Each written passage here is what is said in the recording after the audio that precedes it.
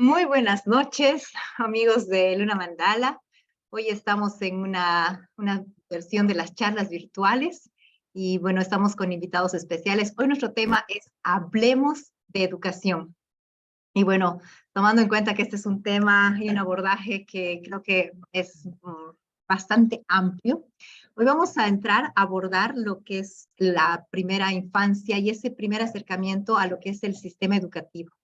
Y para eso hoy día estamos con tres invitados especiales. Tenemos acá Jenny Marza Medrano. Ella es profesora de lenguas, enseña también los procesos de lectoescritura en lo que es los niños de entre 6 y 7 años, de kinder a primero básico, y nos va a acompañar con toda esa mirada que es el aprender a leer y escribir en esa edad. Después estamos con Horacio Marengo. Bueno, muchos ya lo conocen, él también forma parte del equipo de Luna Mandala. Él es médico osteópata. Además de eso, también él hace acompañamiento y orientación familiar en temas también de dificultades de aprendizaje, temas de autismo, TDAH y muchos otros más, que nos va a ir compartiendo también su mirada desde esos retos que significan para la familia cuando hay situaciones en las cuales el aprendizaje tiene estos matices. Y desde Ecuador nos acompaña Yasmín Montoya, ella también dentro de lo que es el área de la educación en la primera edad. He estado durante mucho tiempo en lo que es el acompañamiento a los niños. También es terapeuta floral y bueno, tiene otras herramientas alternativas para hacer estos acompañamientos. Entonces, bienvenidos a nuestro conversatorio, a nuestra charla. Vamos a empezar tocando el tema de hablar un poco sobre lo que está representando la educación después de la pandemia. Así que bueno, no sé quién quiere comenzar con esta mirada, cómo la han vivido ustedes que están en el ambiente, con padres, con niños. ¿Qué ha significado este proceso? Ya han pasado un tiempo y estamos ahora con seguramente nuevos retos también dentro de lo que es la educación. Bueno, sí, buenas noches Horacio, buenas noches Yasmín y buenas noches a todos y a todas que nos están acompañando hoy. Eh, bueno, en mi experiencia, yo he tenido en específico experiencia con los niños que tú habías mencionado, con los niños de entre 6 y 7 años, y en específico en la pandemia, como saben, hemos tenido un momento difícil para la educación de nuestros pequeños, un reto para los maestros, sobre todo en escuelas fiscales, las clases virtuales, ¿no? Y muchos aprender, o qué sé yo, afrontarse de esa manera a las TICs y en específico a las clases por Zoom o por el Meet, ¿no? Ha sido un reto muy grande para los profesores de las escuelas, para los niños sobre todo, y se ha visto bueno, por esa situación, por ese cambio brusco que se ha tenido, se ha visto deficiencia, ¿no? En el aprendizaje. Es algo nuevo que se han afrontado los niños, y entonces ha habido ahí vacíos para los niños. Entonces ese es el momento que yo, por ejemplo, he tenido más alumnitos, más alumnados, más niños, más niñas en mis clases, ¿no? Entonces ha sido un gran reto, y bueno,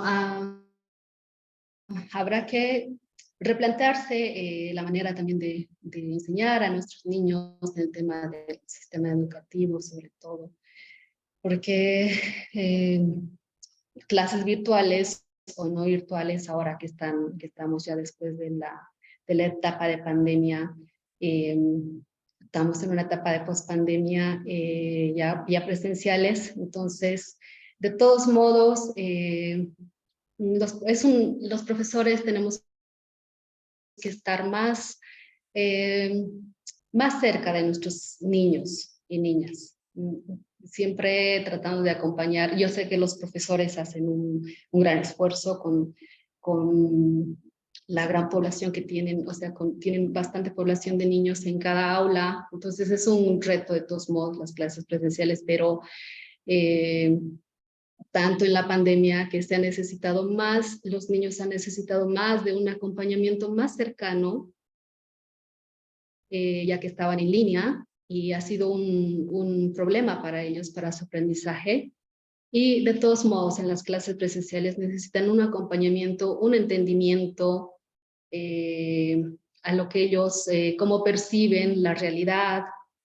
Entonces no está de más tanto papás, tanto profesores como papás, estar más, tratar de entablar una conversación con los niños, porque los niños nos entienden cuando nosotros les preguntamos, conversamos con ellos sobre sus tareas, sobre lo que han visto en la escuela, en su día a día.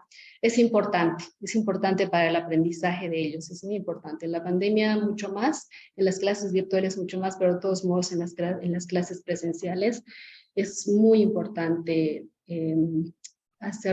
tratar de hacer un acompañamiento más cercano a los niños y a las niñas, sobre todo en los primeros años de la escuela.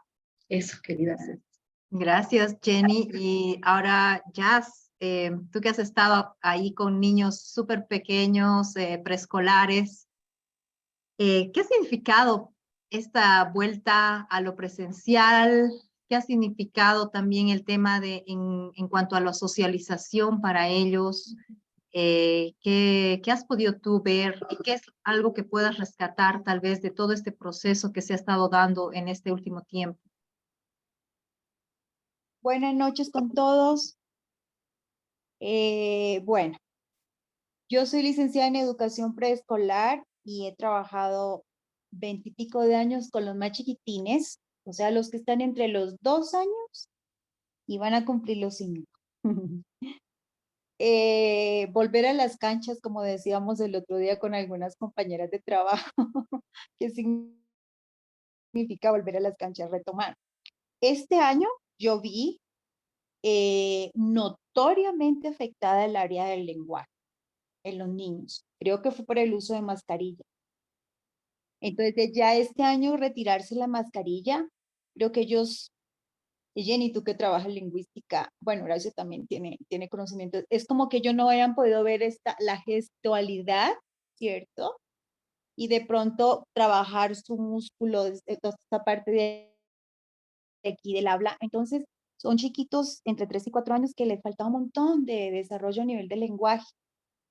Esa fue una de las cosas que vi este año y me llamó mucho la atención que se fueron los niños más hacia los extremos. Llegaron al kinder o a los centros infantiles niños muy atendidos y demasiado dependientes del adulto y niños muy al otro extremo, como o desatendidos, no sé qué palabra usar, pero o muy independientes de pronto del adulto. Entonces había como esa brecha y era complicado. Yo tuve una clase multi-age donde algunos tenían 2 añitos y otros iban a cumplir los 4, ahora en julio terminando el año escolar.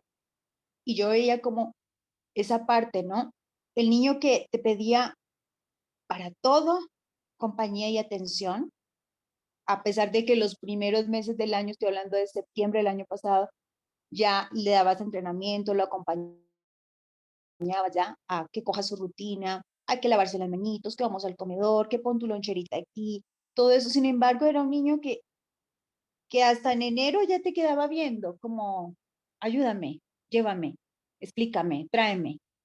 Y notaba en ellos un poco de inseguridad como en esa parte, a pesar del entrenamiento. Entonces pienso que de pronto en casa, porque toda la familia estaba ahí, entonces como que estaba muy atendido, o de pronto le hacían las cosas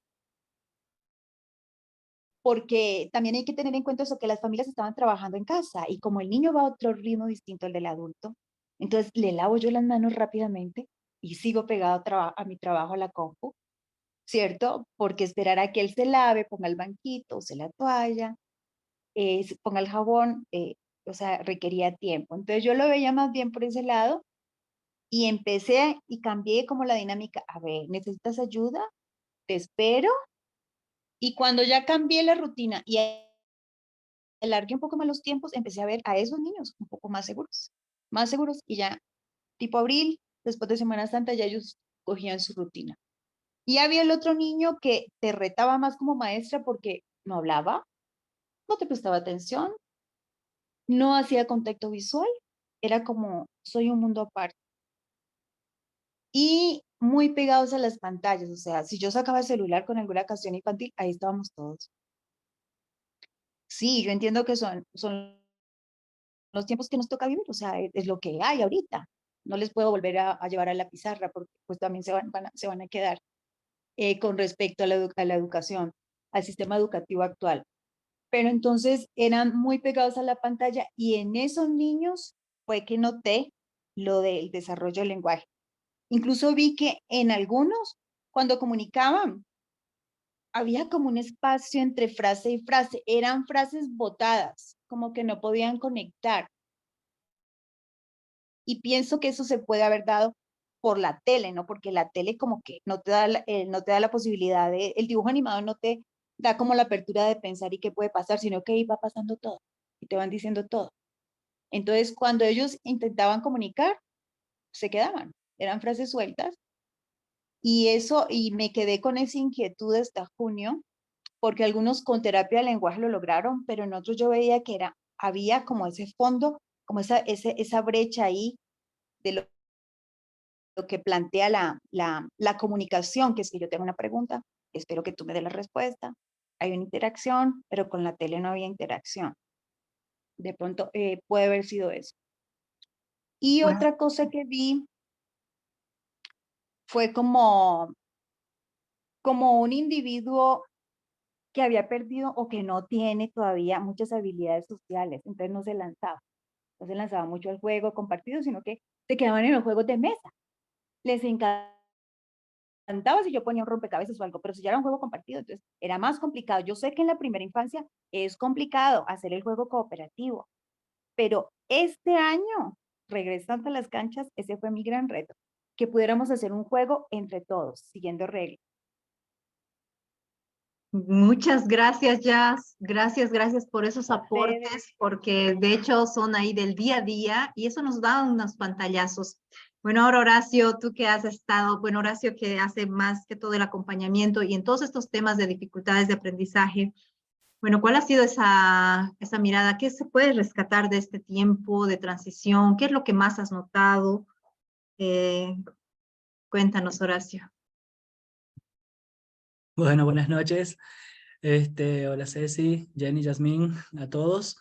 Gracias primero por la invitación, por el espacio, y bueno, creo que son también temáticas que son bien importantes con toda esta etapa de la pandemia, pospandemia ya es ineludible, por lo menos el entrar en el conversatorio y en el discutir y buscar opciones, ¿no? A ver, en mi experiencia personal todo ese tiempo el tiempo de la pandemia fue un tiempo bien intenso. Digamos, mi trabajo más fuerte es, aparte de lo que es la orientación y el acompañamiento en la familia, es justamente el trabajo con niños que tienen dificultades, ¿no? Desde muy más simples a más complejas. Entonces, requieren también mucho más esto de el contacto presencial, el contacto físico, la interacción, digamos, ¿no? También, entonces ya ese primer punto de pasar a estar encerrado y a la virtualidad fue algo bien complicado. Muchas de las intervenciones y acompañamientos requieren de esto, ¿no? De tocar al niño, de guiarlo, entonces ya es solo eso a través de una pantalla terrible. Creo que un poco lo que mencionaban aquí las chicas, ¿no? También adhiero mucho a eso, son un poco las cosas que he estado viendo también, ¿no? Sobre todo los aspectos emocionales, también de interacción, la socialización, mucho el lenguaje, ¿sí? También como mencionaban. Yo siempre, digamos, trabajo generalmente, el grupo más fuerte con el que trabajo es hasta los 8 o 9 años, y la mayor parte es hasta la primera infancia, a los 6 años. Entonces, una cosa que me pareció muy notoria era también esto, como que se polarizaba mucho las situaciones, en el sentido de que había niños que realmente han sido como anulados, si se quiere, en su proceso, un poco por lo que explicaban también, ¿no? Por esta como sobreprotección, estar todo el tiempo encima, estar como que se ha cambiado totalmente la rutina, ¿no? Entonces, ha habido niños que han retrocedido muchísimo, porque cuando también hablamos de dificultades son algunas pautas importantes, ¿no? El mantener una rutina, un orden, etcétera, hábitos, y eso se alteró totalmente. Por otro lado, también muchos casos que al revés, eran niños que lo que obtuvieron en la pandemia fue, mi papá y mi mamá, que necesitaban, son el soporte de 24/7 del niño y demás, ahora estaban conmigo, entonces han hecho unos avances increíbles, ¿no? Entonces es como que se daban las dos situaciones extremas, digamos, ¿no? Por un lado. Una cosa que me pareció también que fue importante y muy evidente es, primero, que obligó a replantear un montón de cosas a nivel de metodologías, a nivel de responsabilidades, ¿sí? Los docentes también, pobres, han tenido que agudizar el ingenio, encontrar estrategias mágicas, un montón de cosas. Los papis igual, también. Luego, ¿no? Se empezó a llegar a esa etapa en la cual ya o trabajaban en la casa, pero algunos trabajaban también afuera. El niño, ¿con quién se quedaba? O tenía que pasar clases virtuales, ¿quién se queda con el niño? Todo otro tipo de organización bien complejo, y sobre todo para el niño, porque hoy estoy con una persona, mañana estoy con otra, otro día, etcétera, etcétera. Una cosa que creo que fue que visualizó todo esto, y que se está ahora dando como importancia también en el periodo ahora de transición post-pandemia, es el tema del desarrollo del niño, ¿no? A mí me toca trabajar mucho también desde la neurociencia, desde la parte sensorial, entonces es como que de golpe todo esto evidenció mucho, pucha, hay cosas muy básicas del desarrollo del niño a las que no le estamos prestando atención, ¿no? Es decir, si un niño o niños pequeños, como decía Yasmín, o por ejemplo, tienen su tiempo de atención es bien cortito, tienen mucha necesidad de movimiento, ¿qué hago frente a una computadora? ¿No? ¿Qué hago qué estructuro? O sea, un montón de cosas, pero que evidenciaron esto, ¿no? Que nos cuesta todavía ahora, por lo menos también aquí en Bolivia y todo, cuesta muchísimo ver este desarrollo normal del niño, cuáles son sus necesidades, y no imponerles de un sistema que no está respetando ese desarrollo del niño, ¿no? Entonces creo que eso se ha evidenciado muchísimo en la pandemia. Creo que por un lado es algo positivo, pero por otro lado ha generado también, ¿no? Todas estas dificultades y retrasos en los niños, ¿no? También porque todo esto es esencial para las funciones y habilidades más complejas, como el lenguaje, como la lectoescritura, etc. Y entonces es como que de golpe, ¿no? Entonces, y si es también ahora mencionando, por ejemplo, niños con algunas dificultades, un niño con TDAH, con impulsividad e hiperactividad, con una rutina, con distintos espacios que de golpe encerrado en un espacio, era terrible, ¿no? Entonces es como que todo esto ha hecho también, ¿no? Creo yo, prefiero como rescatar también esto positivo, por un lado, que se ha evidenciado todo esto del desarrollo del niño, y para los papis también, ¿no? Muchos de los papás han tenido estas complicaciones a niveles organizativas y demás, pero también ellos han tomado más conciencia a veces del proceso de sus hijos, de la importancia también de ellos, de su presencia y de su aporte también, ¿no? Y creo que también evidenció un poco esto de la interrelación entre lo que es la escuela, el docente y la familia también, ¿no? Entonces, a ver, como a grandes rasgos por ahora creo que son las cosas más evidentes para mí.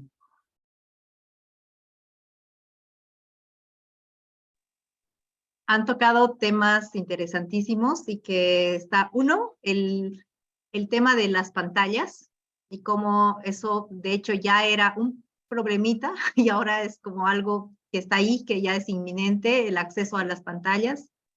El otro, el que hayan tenido o mucha atención o poca atención, que ha como que generado grupos diferentes ya en el aula, que no es lo mismo porque ya tienen como que tanto necesidades y también un desarrollo diferente. Y el hecho de, bueno, y ahora también me gustaría que hablemos un poco de estrategias, ¿no? ¿Qué es lo que ustedes consideran ahora que sería importante que los papás tomen en cuenta en este tiempo en primera infancia?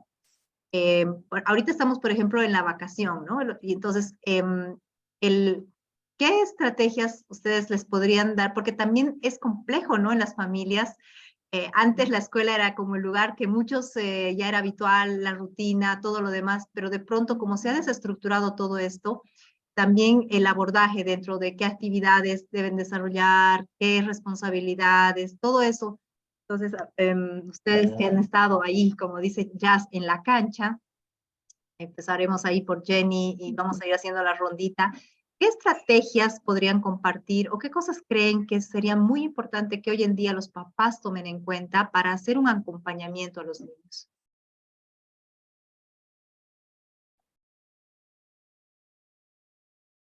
Bueno, sobre todo, espero que así se me escuche mejor. No sé Sí, si, súper bien. si se me escucha mejor con los audífonos. Sobre todo los papás, lo que yo podría aconsejar es la comunicación. Yo he visto en mis clases con los niños y con las niñas que por el día a día de los papás, por las posibilidades de tiempo, etcétera, les falta, sobre todo porque no igual con los de niños de colegios particulares, pagantes, o con los niños de la escuela pública, por tiempo sobre todo, les falta un poquito de comunicación. Eso me refería cuando decía acompañamiento, acercarse. Seguro que hay papás que están ahí, como decía Yasmín, sobre los niños también, ¿no? Tal vez no dándoles mucha libertad, también un poco de independencia, pero ahí también del otro lado, como estábamos viendo, que les falta un poco de acercarse al niño y de comunicarse, preguntarle, hablarle, porque aunque creamos que los niños están en su mundo de juegos o de fantasía, qué sé yo, no es así. Los niños nos entienden como si estuviéramos hablando con un adulto. Eso no quiere decir darles responsabilidad con un adulto y que a la primera el niño va a responder, pero sí, yo he visto mucho comunicándome con ellos la respuesta de niños que tenían déficit un poco de atención, un poco de hiperactividad, que hablándoles ellos después podían responder. Es decir, hablándoles, acercándome a ellos, decirles tranquilo, no te preocupes si te equivocas, está bien equivocarse, está bien si no entiendes, con la práctica vas a entender, no hay problema, todos nos equivocamos, las personas mayores también nos equivocamos, y si no puedes, si yo te pregunto y tú no entiendes o no me contestas, no te preocupes, poco a poco lo vas a ir comprendiendo, o yo te voy a ayudar, entonces tranquilo, tranquila, es normal que no hayas entendido o que te equivoques, por ejemplo, ¿no? Y bueno, eso, los papás normalmente queremos que los niños a la primera respondan, hagan sus tareas, hagan bien al principio, y si no, estamos como que ahí gruñendo un poco por la cotidianidad también, ¿no? De la casa y las exigencias también. Pero si optan por esta opción de hablarles a los niños, sobre todo con las edades que yo estoy trabajando, que he trabajado, entonces van a ver una muy buena respuesta de los niños. Entonces, sé que los papás, no todos los papás, por ejemplo, pueden estar como acompañándoles todos los días en las tareas, que bueno, que es lo ideal. Y en las lecturas también, la lectura es un proceso, es un un proceso así cotidiano, de todos los días. Y ahí, tanto de profesores como de papás, se requiere un acompañamiento para el niño, ¿no? Pero sobre todo, lo más importante, por lo menos, la comunicación. Y el niño, con el tiempo, va a poder responder mejor e incluso se hace más responsable, sabe que tiene que leer porque se habla con el niño, decirle, mira, tienes que leer, e incluso le va a gustar hacer las tareas, que si estamos más del otro lado, como exigiendo y exigiéndole al niño sin entenderle, ¿no? Entonces, sobre todo yo puedo sugerir la comunicación y un acompañamiento, ¿no? En la medida que sea posible también para los papás. No, esa parte es súper interesante, importante de reconocer que esa comunicación asertiva, ¿no? En la cual, porque a veces sí se comunican, pero el punto es la asertividad en la comunicación, el poder transmitirles confianza, el poder reconocer su tiempo, los procesos que tienen. Y claro, a veces decimos que los niños están, que tienen otro ritmo, que tienen otro ritmo. Y a veces los acelerados somos nosotros los adultos, que no tenemos la paciencia, como decía Jazz, para que se laven las manos o para que hagan sus rutinas diarias. Entonces, la comunicación y la asertividad dentro de esa comunicación marca también este primer acercamiento a lo que es todo el mundo educativo, el mundo del aprendizaje, porque si de entrada entras ya sintiéndote que no puedes, que no, que es como que también eso genera una emocionalidad que luego es complicada en los pequeños, ¿no? Porque también a veces no se da el ambiente en el cual puedan sentir que hay una respuesta a todos sus procesos emocionales. Y un poco entrando en ese tema de la emocionalidad, tal vez tú nos puedes compartir, tú que trabajas también con este mundo de lo que es la terapia floral, ¿qué aspectos dentro del campo emocional has podido ver y qué estrategias podrías recomendar a los padres para hacer un acompañamiento más cercano en cuanto a todos los procesos emocionales de los niños en este periodo en el cual inician la escolaridad y es la primera infancia?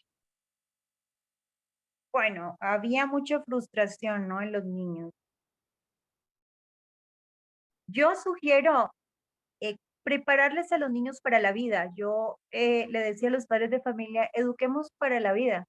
¿Y qué quiero decir con eso? O sea, como ya todos vamos a salir a las canchas, entonces hagamos un plan, unas 3, 4 reglas básicas en casa, ¿ya? Que el niño tenga un atisbo de lo que va a suceder, porque eso también lo lleva de su cerebro rectilíneo a poder respirar y decir,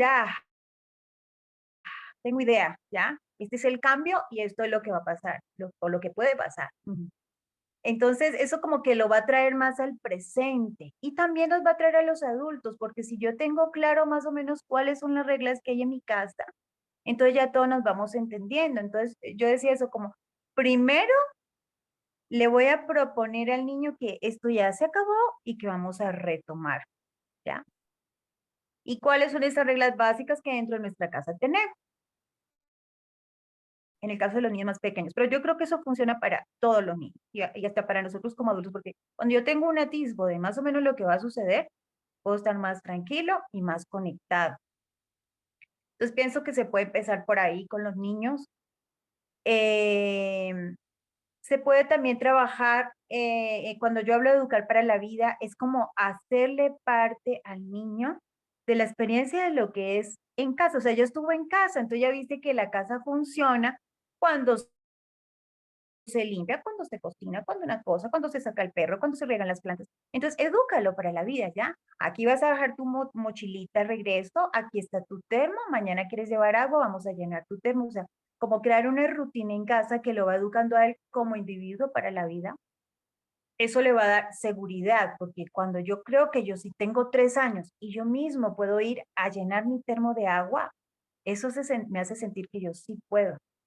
Entonces, estoy listo desde mi casa para volver afuera. Porque la verdad es que a todos, o sea, a todos nos costó. Yo decía, uy, volver otra vez, el ruido, el bullicio, el llanto. calmarle, acarícialo, tócale, lo que decía Horacio, ¿no? El contacto. Entonces, para todos fue otra vez como un retomar. Entonces yo les decía a los padres de familia, eduquemos para la vida. Como ellos ya estuvieron en casa, ya estuvimos todos en casa, entonces ya tienen idea. Entonces, como poner, aparte que haya esas 4 reglas básicas en casa, también unas pequeñas tareas, unas tareas de acuerdo a la edad de cada uno, a las posibilidades y al estilo de vida de la familia. Entonces el niño ya va con todo eso hacia afuera y eso le permite también socializar, porque donde quiera que yo vaya, ¿cierto? Hay también unos límites, unas reglas, hay otros estilos de vida. Entonces yo ya voy como con herramientas afuera para socializar. Yo pienso que hay que empezar por ahí. Es básico recuperar el movimiento. El niño pequeño necesita moverse, el ser humano necesitamos movernos. El movimiento oxigena el cuerpo, todos lo sabemos. Entonces, eso les iba a comentar que se me pasó la vez pasada, en que aparte de que vi deficiencias en el desarrollo del lenguaje, a nivel motor también. Vi niños, por decirlo de alguna manera, más torpes al movimiento. Obvio, estaban sentados frente a la tele y a la compu. No veía cómo salir ni al parque. Entonces, el niño que se resbala, que se cae, que tiene miedo a la resbaladera, que llora y hace un berrinche porque quiere subir al columpio, pero se muere del miedo. Ya. Entonces, volver otra vez a salir afuera, llevarle al parque, caminar, presentarle el triciclo, la patineta, la pelota. Para mí ahora es básico eso. Unas reglas básicas en casa, unas tareas a nivel de la capacidad que tenga cada uno y retomar el movimiento. Porque si estamos oxigenados, o sea, todo va a funcionar mejor, vamos a estar todos más relajados y vamos a estar presentes, porque el moverme, el hacer algo por mí mismo, el participar y sentirme parte de algo, hace que yo esté presente. Entonces así va a ser más fácil para mí salir afuera a este aparente mundo real y encontrarme con otros y creer que yo sí puedo. Entonces, yo terminé el año escolar sugiriéndole a los padres que se crearan como ese plancito de trabajo ahorita en las vacaciones para sus pequeños. Sugerí natación, ir al parque, qué sé yo, reunirse con otros amiguitos, sacar el triciclo, la pelota. Eso fue lo que yo sugerí para el vacacional y ya para iniciar y retomar el colegio, pues que quede claro cuáles son las reglas que vamos a manejar y que el niño haga sus pequeñas tareas.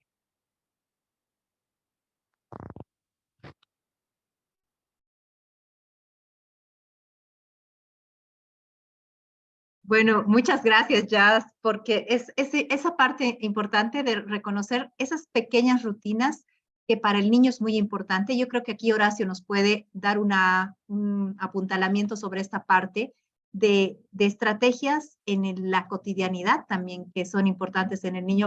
Horacio, danos una miradita respecto de tú que haces este acompañamiento familiar.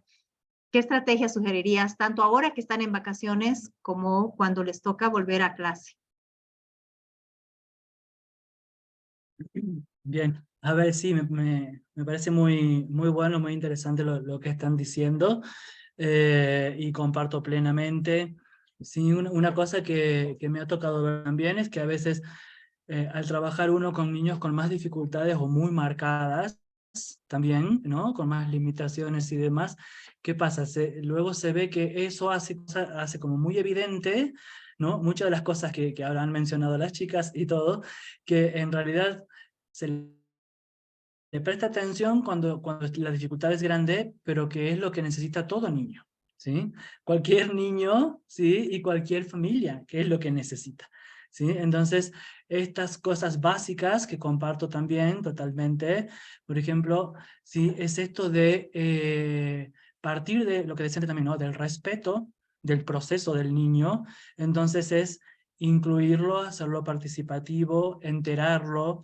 Entonces no es imponer, ¿no?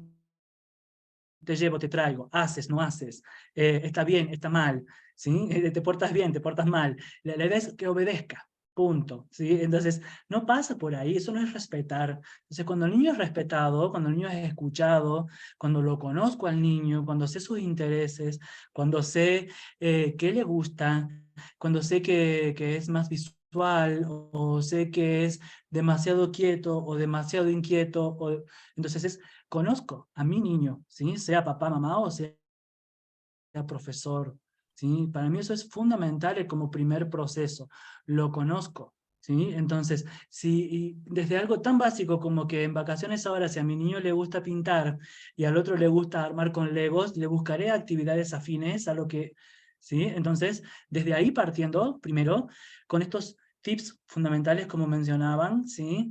Desde ese conocer y escuchar y respetar al niño, ver entonces qué rutina armamos. ¿Sí? El niño de por sí, de acuerdo a su fase, pensando sobre todo en los más pequeños y demás también, digamos, no va a ser ordenado, no va a ser, digamos, ¿no? Entonces hay que ayudarle.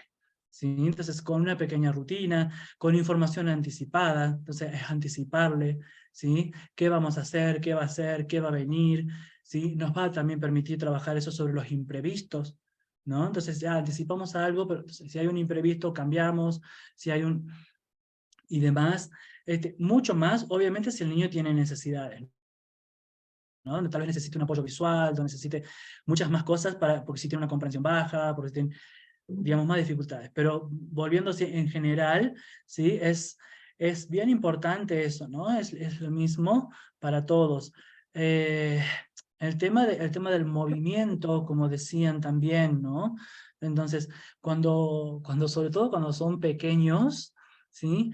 Todo el otro, todas las otras habilidades y el desarrollo, el quedarme sentado, la atención sostenida en el tiempo, la va a ir adquiriendo, ¿sí? Pero no es esto de impongo. Yo, sugerencia también por mi experiencia, a veces, sobre todo para los papás, es increíble, se va a respetar mucho más al niño y les va a aliviar a ellos también. A ellos se les va a aliviar porque el niño lo primero que necesita es entender que lo entienden. Entonces cuando el niño entiende que es entendido, ¿sí? Entonces la cosa cambia totalmente. Una de las cosas que he visto que más dificultades hay, y después de la pospandemia o después de un periodo de vacaciones, ¿no? Incluso, bueno, este comienzo de año y todo, es toda la parte de conducta y emocional, ¿no? No se trabaja, no se maneja, no se... Entonces, ¿no? El niño tiene que obedecer, es el chinchoso, el malo, miles de etiquetas, ¿no? Cuando en realidad no trabajamos ni autorregulación, ni la educación emocional, Entonces, prestar atención a eso, ¿no? También para los papás, creo que es importante que se ubiquen esto de conocer a mi niño y de este respeto, es decir, ya, tengo derecho a enojarme y a hacer un berrinche, porque es mi forma de manifestar el enojo. Ahora, que eso no me sirva para, es otra cosa, ¿sí? Pero necesita esa contención y ser respetado y ser, digamos, ¿no? Entonces, y en función, como decíamos, también del desarrollo, ¿no? Es decir, si lo voy a sentar y le voy a decir el triángulo, cuando si lo hago saltar sobre figuras en el suelo, por darle un ejemplo básico, ¿no? Lo va a aprender mucho más rápido, por ejemplo, ¿sí? Entonces, creo que es importante, yo como sugerencia a los papis, en este vínculo con la escuela, con los profes, partiendo de este conocimiento del niño, ¿sí? Ser más consciente de esto, ¿no? Yo padezco mucho esto de que, por lo menos aquí se da mucho también, ¿no? Que están en pre-kinder y tiene que leer y escribir, ¿no? Cuando no tiene las herramientas todavía, cuando no es su etapa, cuando no hay un pensamiento abstracto. Entonces, creo que hay que trabajar harto en eso también, ¿no? Con los papás, con los profesores, porque muchos profes también siguen esa tónica, ¿no? Entonces, creo que es importante esto de conocer a mi niño desde el respeto, desde sus intereses, desde su perfil, ¿no? De cómo es, de lo que quiere, y entonces a partir de ahí sí, esta rutina, el anticiparle, las responsabilidades, acordes obviamente a la edad, pero sí, como decían, las responsabilidades que son importantes, y creo que esto sobre todo de la parte emocional, ¿no? Y ahí creo que es importante también para los papás que expresen ellos también sus necesidades, ¿no? El papá, la mamá que no gestiona sus emociones no va a poder acompañar a su niño. Lo mismo para el docente, obviamente, ¿no? Entonces, no va a poder. Entonces hay que empezar a este apoyo mutuo, digamos, entre todos, porque luego, digamos, ¿no? Entonces creo que esas son algunas pautas importantes, prácticas que yo veo en general. Luego pues, se puede hablar mucho más cuando hay dificultades, digamos, ¿no? De aprendizaje y demás, pero creo que esto de este respeto del proceso del niño, creo que es muy evidente hoy en día y está dejando mucho en evidencia, por eso las fallas también, ¿no? De los sistemas educativos y de toda esta parte, porque ya no es voy a pasar información, voy a pasar conocimientos, estoy acompañando el proceso, como decía también Yasmín, educando para la vida a una persona, ¿no? Pero no es un robot, ¿sí? Tiene que ser protagonista desde niño. Bueno, has tocado un tema también bastante importante que es resaltar el hecho de que la gestión emocional que nosotros queremos ver en nuestros niños no va a partir de los niños, parte de nosotros los adultos. Y ahí está ver, tanto como padre, como maestro, como educador, como acompañante, cómo estoy en mis procesos internos. En mi caso, bueno, mi área es más justamente el acompañar a todo yo no trabajo con niños, trabajo con los padres. Y ahí viene el hecho de que muchos padres entran en estos conflictos, pero es maravilloso porque tanto se habla del niño interior. Bueno, hay miles de temas, se ha hablado de las heridas de la infancia, ya creo que puedes googlear y encuentras un montón de información, pero ahora toca darnos cuenta de que quieres sanar al niño interior, pues tienes ahí totalmente enfrente tuyo y proyectado un niño con el cual puedes hacer la práctica de esa sanación. Un niño de verdad. Un niño de verdad, con el cual tienes que no solamente quedarte en la visualización, visualizo a mi niño, ahí está. O sea, y que te está mostrando tu berrinche, sino que tú no te lanzas a hacerlo porque ya estás grandote. Pero yo también quisiera hacer berrinches y gritar en algún momento. Claro, y esa parte es importante y ese es el nexo que si no lo entendemos, vamos a seguir queriendo que nuestro niño vaya al psicólogo, vaya al psicoterapeuta, vaya al psicopedagogo, vaya, porque creemos que el problema está en él. Y bueno, seguramente a ustedes les ha pasado mucho y vamos a hablar ahora en un momento de cuándo realmente tener las señales en las cuales decimos este niño necesita ayuda. Porque por lo general es lo que decías, Horacio, ¿no? Decían, ay, qué chinchoso, qué fastidioso, qué todo, pero nunca nos damos cuenta de cuál es nuestra propia gestión emocional que ese niño nos está reflejando. Ya dentro de muchas áreas de disciplinas dentro del mundo holístico se ha visto, ¿no? De que, como dice Jazz, está mostrando nuestro propio berrinche. Lo mismo pasa con las enfermedades de la primera infancia. Hasta más o menos los 9 años, ellos simplemente están al servicio nuestro, de los adultos que estamos en el entorno, especialmente papá y mamá, y ellos somatizan muchos de los procesos no trabajados, no vistos y no resueltos de sus adultos. Entonces, ahí viene la parte de cuán responsables somos como adultos en el proceso de autocuidado, de autogestión emocional, de autorregulación, para desde ese lugar poder ser una guía clara y no generar esto que dice que el niño se frustra porque siente que no es entendido, porque siente que no es respetado, porque siente que sus necesidades no son reconocidas.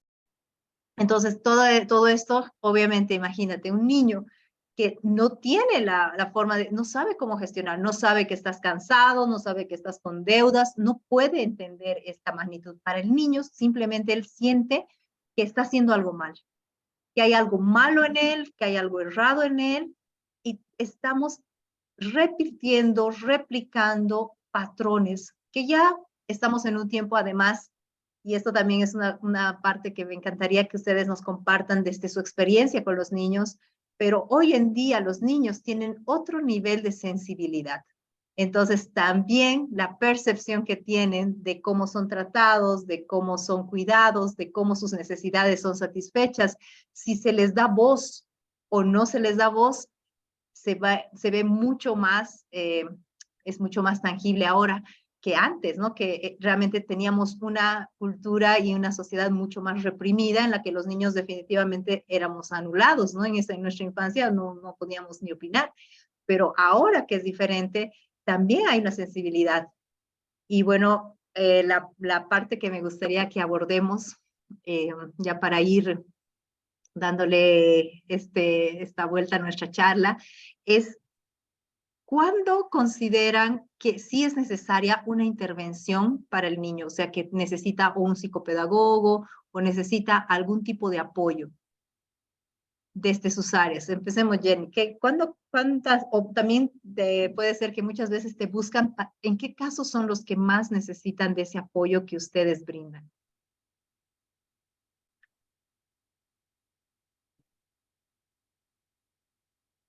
Bueno, Ceci, estoy con el volumen muy fuerte, creo, ¿está bien? Súper bien. Está bien. Bueno, los niños, yo creo que cuando los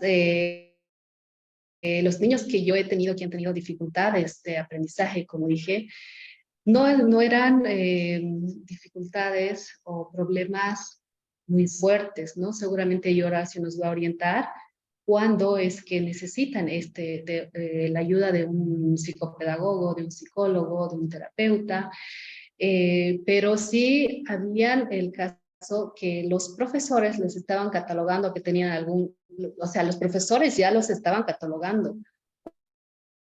Cuando los niños lo único que necesitaban era un acompañamiento, ¿no? Había niños que tenían un poco de hiperactividad. Yo creo que cuando los papás vean que los niños realmente están, no sé, Horacio nos va a decir mejor, si los niños realmente no pueden estar quietos un momento, me imagino, ¿no? Pero el caso de los profesores, en mi caso sí ha habido que los estaban catalogando que tenía o hiperactividad o déficit de aprendizaje.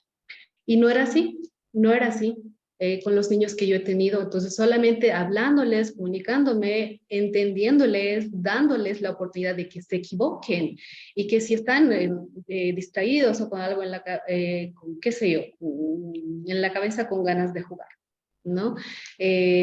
Hablándoles, si la primera vez puede que no te respondan, como decía Jasmine, ¿no? Bueno, ella seguramente ha tenido otra experiencia y seguramente cuando les preguntaba a los niños, seguramente ha sido varias veces que no les respondían, ¿no? Entonces yo me daba cuenta que o no respondían o estaban tímidos al principio, pero yo les decía, no te preocupes, no quieres hablar, no te preocupes, tranquilo, ¿no? O tranquila. Y después se iban desenvolviendo ya, después con el paso del tiempo, con el paso de los días, y los niños han estado entre los buenos de sus clases, incluso han podido aprender a leer, a escribir y virtualmente, ¿no? Virtualmente también he tenido estos niños virtuales, han podido leer, escribir y que tengan una lectura de una velocidad buena.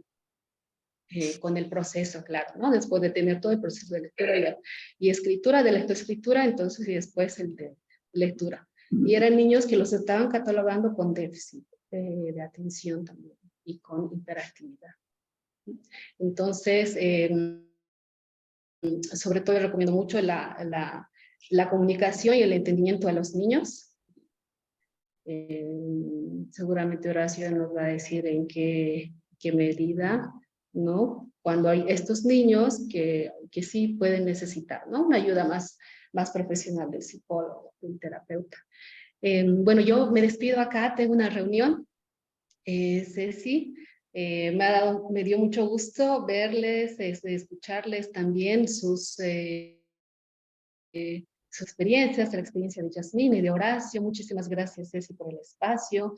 Tengo una reunión, no me permite quedarme más tiempo, así que mil disculpas. Y bueno, solamente para despedirme voy a aprovechar que estamos abriendo el curso de lectoescritura en Luna Mandala, totalmente invitados. Sé que es un curso que les va a gustar mucho a los papás, a los niños. Vamos a tener también un espacio de lectura rápida de lectura para los niños, incluso desde los primeros momentos. Así que están totalmente invitados, es una experiencia diferente. Como dice Horacio, como dijo Yasmín, entonces es el aprender haciendo. Si los niños se hacen parte de un proceso más interactivo, entonces responden de otra manera. Es un proceso diferente de aprendizaje que estoy seguro que les va a gustar mucho a los papás y a los niños también. Muchas gracias, buenas noches, yo me despido. Gracias, muchas gracias. Y bueno, nosotros Gracias, también ya chao. vamos a ir cerrando nuestra sesión, pero para ir cerrando vamos a darle esta parte que me parece importante para que los papás también puedan reconocer en qué momento sí es necesaria una intervención, ya sea a nivel psicológico, pedagógico, emocional. En tu caso, Jazz, ¿en qué momentos, cuándo hay esas señales, esos puntos de alerta para que realmente los papás tomen en cuenta? A mí me da mucho susto etiquetar a los niños. Y eso lo digo por mi experiencia de 23 años como maestra. Entonces, antes de etiquetar a sus niños, revisen el entorno. Yo solamente doy respuesta al entorno que hay. O sea, eso hacemos todos, especialmente el niño en la primera infancia. Entonces, antes de etiquetarlo, yo siempre me gusta buscar comunicarme con la familia, ¿ya? ¿Qué está pasando? Si hay cambios, si ha pasado algo, algo representativo a nivel familiar. O algo mínimo, porque, o sea, porque todos somos distintos y lo que mucho me afecta a ti puede que para ti no tenga importancia. Entonces, a mí me gusta tener una reunión con la familia, porque como yo les digo a ellos, o sea, reunámonos como en familia, porque somos la familia del niño antes de lanzarlo a la escuela y que vaya a estar etiquetado porque no le conocen, porque no le entienden, porque no le dan la oportunidad, porque no lo han visto como él, como individuo, como él solo. Entonces, yo siempre recomiendo eso. Primero, observar cómo está el entorno, si ha habido cambios, qué está pasando, ya, desde qué momento, en qué momento sucede. Porque a veces es simple. Solamente con que el adulto se autorregule, el niño se cura, se acomoda. Ay, que no hablaba, que no sé qué, que no pronuncia. Tú como adulto logras autorregular y el niño se suelta. Entonces pienso que primero es buscar esa parte de comunicarse con el entorno familiar del niño. Y después, a mí me gusta mucho hacer el trabajo de indagación con respecto a mi papel como maestra. Yo siempre que observo algo en los niños digo, uy, ¿será que la estoy ayudando? ¿Será que está empeorando con mi presencia? Y es observarme eso. Cuando yo me autorregulo, puedo ver cambios en los niños mágicos. Cosas que hasta que yo digo, en la reunión les voy a decir tal cosa. Y resulta que ya para la reunión me toca cambiar el tema porque el niño ya está perfecto. Entonces, uno como adulto siempre tiene como ese gran compromiso en la parte educativa del niño y es ver eso. Si yo estoy autorregulado, si como adulto estoy respetando el proceso del niño, sí hay cosas que se pueden, mejor dicho, como que se van acomodando solas. Para eso es la primera infancia. Y ya después, si uno observa algo por experiencia, ya como maestro, haciendo como un seguimiento, pues entonces ya dices, bueno, en el caso de los más chiquititos siempre es por la parte del desarrollo del lenguaje y por la parte del movimiento. Por las otras áreas cognitivas y la otra no, porque, o sea, la parte cognitiva es poco a poco. Como decía Horacio, el niño no necesita que yo le enseñe la manzana para él saber que existe el color rojo. Si te muestra el color café, pero te dice que es un color, ya tiene el concepto. Entonces, son cosas que a nivel cognitivo cada uno va lográndolo dependiendo del método educativo que tenga.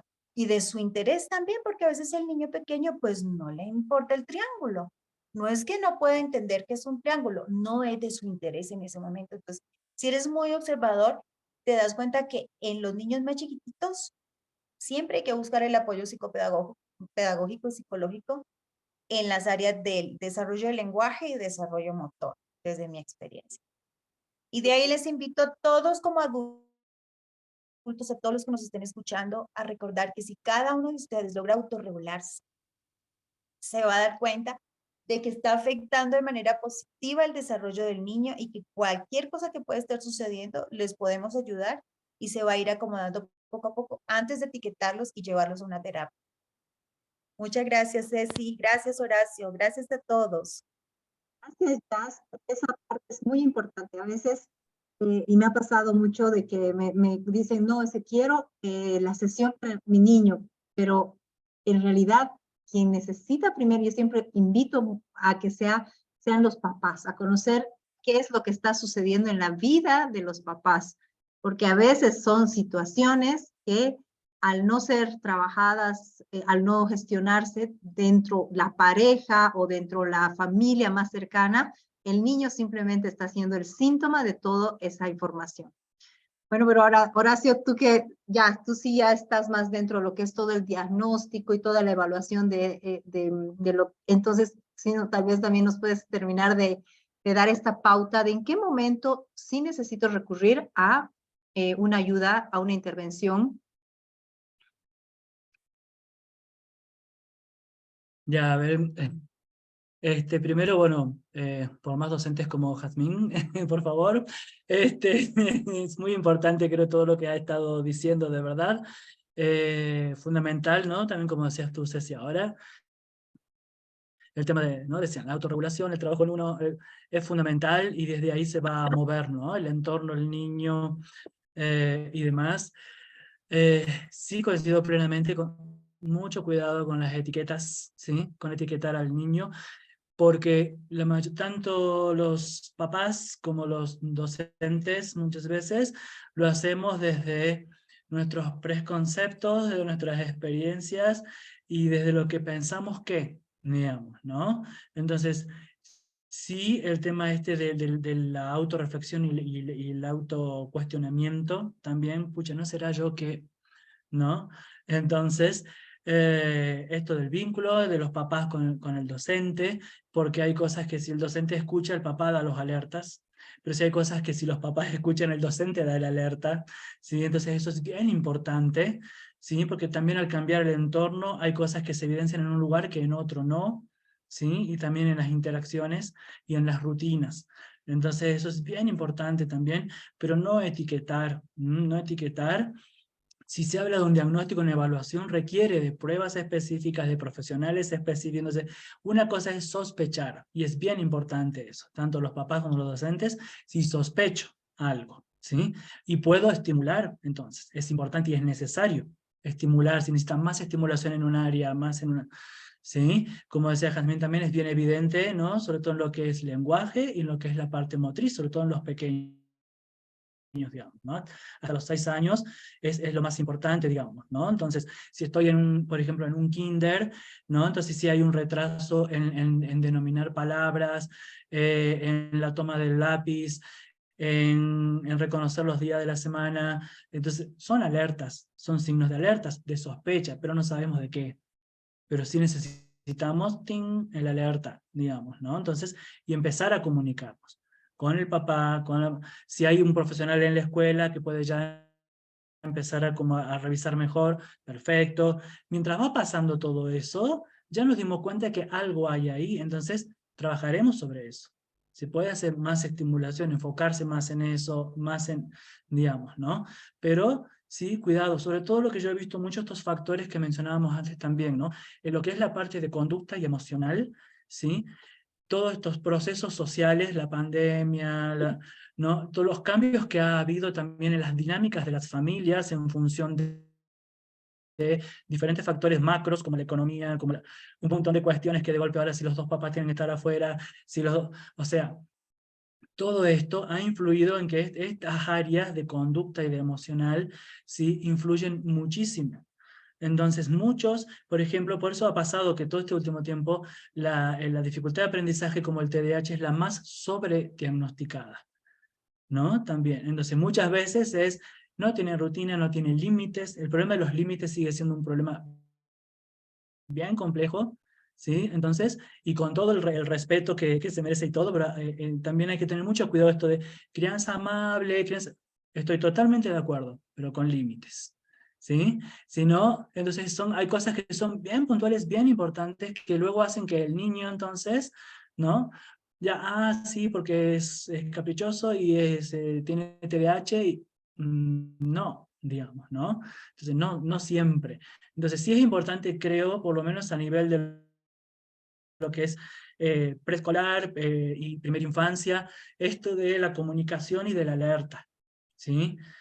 Hay cosas que son más evidentes, el lenguaje, por ejemplo, como decíamos, ¿no? Un retraso en el lenguaje, es decir, si un niño a los 2 años en promedio ya tiene que estar, por ejemplo, uniendo 2 palabras, ¿no? Y decir, dame pan, quiero leche, y dice 3 palabras, o sea, es evidente, ¿no? Entonces no pasarlo por alto, pero tampoco irnos al otro extremo de que ya tiene un problema, ¿no? Entonces, no etiquetar, ¿sí? Porque falta esto de, ya, tengo yo, el adulto, que acomodarme y ver cómo vamos a estimular y qué tengo que modificar en la rutina, en el entorno, en qué facilidades necesita tal vez, o qué cuestiones emocionales, ¿no? Toda esta parte, digamos, ¿sí? Que es bien importante. Luego, si ya hay dificultades más evidentes, bueno, es más fácil, ¿no? Pero, y esto del desarrollo motor, ¿no? El desarrollo motor que se ha visto mucho después de la pandemia también, ¿no? Entonces, todo lo que es la motricidad en general y la motricidad fina, ¿sí? Se ha visto mucho, ¿sí? Las dificultades en esto, entonces también pueden ser algunos alertas, como también el alerta simplemente como para que se lo estimule más y se hagan los cambios necesarios, ¿no? Tal vez en el entorno y demás, como para que luego sí pueda necesitar, digamos, ¿no? Algo. Entonces, después se pueden nombrar miles de tips que pueden haber, digamos, para cada cosa en específica y demás, pero creo que eso es como también, ¿no? Son las áreas más importantes, digamos, y sobre todo también, ¿no? Esto de que decíamos, por lo menos esto lo digo desde mi experiencia, el tema conductual, emocional, también, ¿no? Hay que empezar a hacer un abordaje diferente, ¿no? En donde se necesita sí o sí también trabajar con los papás, por todo lo que se ha mencionado hasta ahora, sí, también como acompañamiento. Siempre tenemos que movernos, para mí es importante, tenemos que movernos de esta posición de o estar a la defensiva, o como de juzgar, digamos, ¿no? Entonces, si hay que trabajar un proceso con el papá, con el papá y la mamá, no es desde lo están haciendo mal, o sea, no, o sea, es el acompañar lo que necesita. Lo mismo el docente, a mí me pasa muchísimo, como necesito sí o sí, necesitamos trabajar muchas cosas específicas, a veces de adaptaciones, de inclusión, de un montón de cuestiones, y realmente la primera acción del docente, de la escuela, de la directiva, no podemos a todos englobarlos, pero lamentablemente la gran mayoría, es a la defensiva. Me viene a criticar, o sea, cuando en realidad es trabajar juntos, ¿no? Y con los papás también, ¿sí? Es muy fácil hablar y decir, ya, esto hace mal, cuando tampoco no nos ponemos en su proceso individual, en su proceso como familia, entonces, como decía Cecilia, también el niño síntoma, ¿no? De todos estos procesos es bien amplio, ¿no? Pero creo como marcadores importantes son los que se han mencionado, ¿no? El lenguaje, una dificultad o un retraso en el lenguaje, la parte motriz, ¿sí? Y cuando también a veces es muy evidente a nivel conductual también, ¿no? No quiere decir que sea sí o sí una dificultad de aprendizaje, pero entonces sí que hay que intervenir, se necesita una intervención, digamos, ¿no? Cuando ya es muy evidente, sobre todo a nivel conductual, emocional, entonces como que son como estos 3 factores bien importantes también, ¿no? Muchas gracias, Horacio. Muchas gracias, Jazz.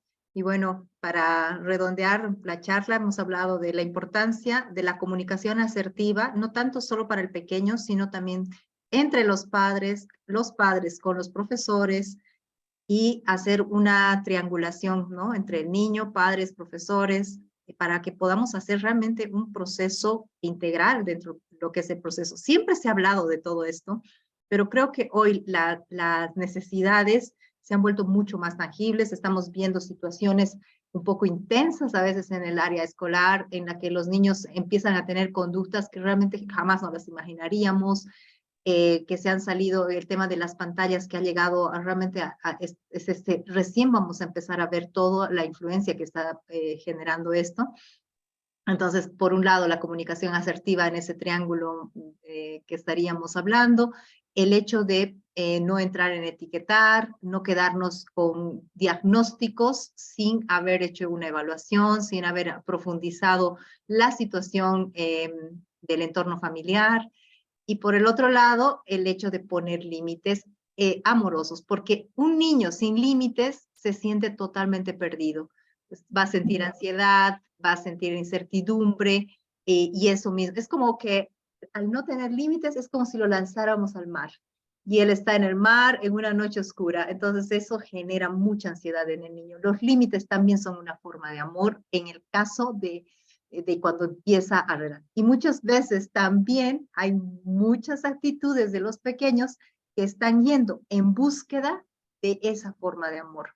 La contención, el límite, el orden, la estructura, la rutina, que van a dar un resultado diferente, porque a veces queremos que ya se dé por sentado, que ellos ya se resuelvan, cuando en realidad estamos acompañando en el proceso y desarrollo de un ser humano. Entonces no es una labor menor. A veces las mamás que me dicen, no, es que yo no hago nada, y yo le digo, pero ¿cómo que no haces nada? Estás acompañando un humano en su formación. O sea, wow, la labor que te toca. Entonces también como sentir esa importancia en nuestro rol de acompañantes y de guías para estos pequeños. Así que muchísimas gracias, Horacio, Yasmín, bueno, Jenny que se ha retirado. Jenny va a comenzar, como les decía, un proceso de acompañamiento en lectoescritura y lectura rápida para niños. Horacio está, como siempre, ahora está con todo esto de que es el acompañamiento familiar. Así que si alguien en nuestro público en algún momento necesita una guía, unas pautas, o si han tenido algún referente que les han dicho que el niño está con algún problema de aprendizaje, bueno, pues ahí Horacio puede darles una mano. Voy a poner en los comentarios en el Face los contactos de ellos. Y por el otro lado está Yasmín, que ella también puede acompañarnos en todo lo que es el acompañamiento emocional a través de diferentes herramientas, y específicamente en los niños. Ella trabaja mucho con todo esto que es cuando los niños están con problemas de que se hacen pipí en cama, de que tienen miedo a socializar, de esos detalles que a veces son importantes acompañarlos, no desde el rigor y desde la disciplina o el castigo, sino más bien desde el entendimiento de que son pedidos de amor, pedidos de ayuda, pedidos de atención que nuestros padres nos hacen desde su forma, desde su pequeña concepción de la realidad. Así que bueno, muchísimas gracias por haber sido parte de este conversatorio, y gracias a todos los que también nos han estado acompañando a través de las redes. Gracias por su participación, y bueno, cualquier cosa, como les digo, vamos a tener ahí los contactos para que puedan acceder a las personas que hoy han estado en el conversatorio. Muchas gracias y nos vemos en las próximas charlas virtuales. Gracias, Ceci. Gracias, Luna Mandala. Gracias a todos. Chao, chao.